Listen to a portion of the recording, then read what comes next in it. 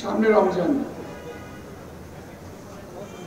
আজকে সর্বরাতের রাত্রি ইনশাআল্লাহ আমরা সবাই পালন করব।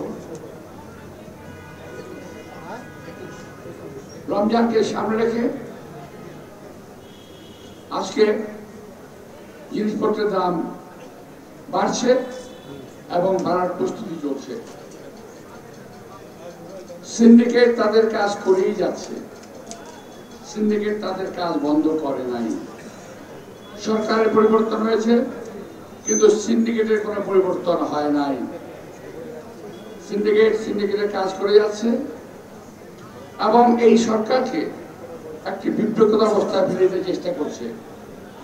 আমরা যতই বলি এই সরকারকে আমরা সহযোগিতা করছি এবং সরকারের কোনো অবস্থা দিয়ে আমরা ব্যর্থ হতে দেব না, ততই যেন সিন্ডিকেট একটু বেড়ে যায়, ততই যেন এই দুষ্কৃতিকারীরা এদের একটু বেশি আস্কারা পেয়ে যায়। কেন জানি না, অনেকে বলে সরকারের মধ্যে এমন লোক রয়ে গেছে এখন পর্যন্ত যারা এদেরকে আস্কারা দিয়ে বড় করতেছে।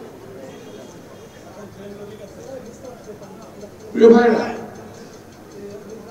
আমি কয়েকজন একটা কথা বলেছিলাম ডেভিল হান্ট নিয়ে, যে ডেভিল হান্ট করার জন্য সারা বাংলাদেশ তো আপনারা ঘুরে বেড়াচ্ছেন, চষে বেড়ান, আপত্তি নাই, ডেভিল খুঁজেন, ভালো, কিন্তু হাতের সামনে যে টেবিলগুলো রয়ে গেছে তাদেরকে ধরছেন না কেন?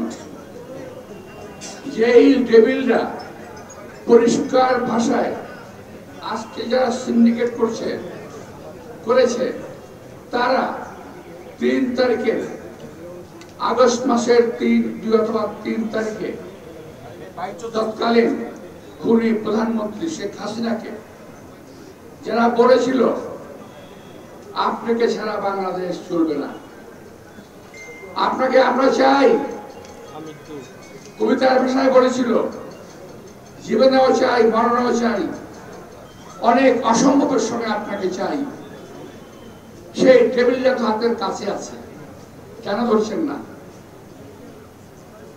আজকে পত্রিকায় দেখলাম একটা বিজনেসম্যান নাম দিয়ে দিয়েছে আজকের কালকে, নাবিল গ্রুপ 12,000 কোটি আত্মসাৎ করেছে, তাকে আপনারা গ্রেফতার করছেন না, কারণ কি?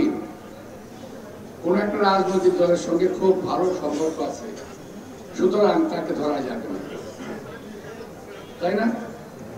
সবাই শুধু বিএনপি ধরে দেন, বিএনপি এটা বিএনপি, আসলে বিএনপি এই পর্যন্ত যতটুকু মানুষ সহনশীলতার পরিচয় দিয়েছে,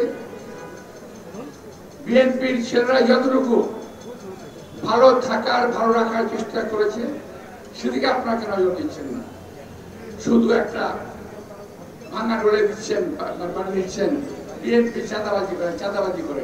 আরে ভাই, চাঁদাবাজি করে ধরছেন না কেন? জানেন যখন ধরেন কোন আপত্তি নাই, সবাইকে ধরেন,